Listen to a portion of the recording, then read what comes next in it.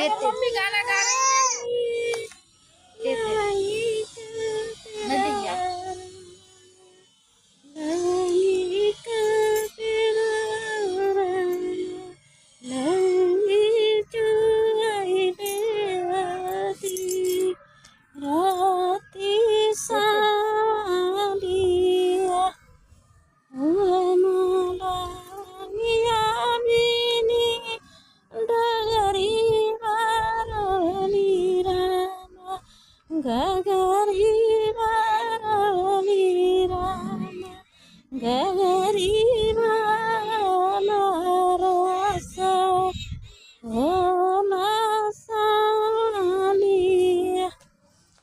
वही माई रस में चुनरी रंगली राम चुनरी रंगली राम चुनरी बाईली साट कारी साली।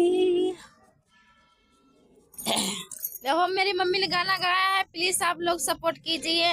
देखिए मम्मी का गाना समझने की कोशिश किया करो आप लोग, प्लीज को सपोर्ट कीजिए। मम्मी ने बहुत अच्छा गाना गाया है, मतलब भोजपुरी भाषा में। हम लोगों के यहाँ गीत ऐसा चलता है, तो प्लीज आप लोग सपोर्ट कीजिए।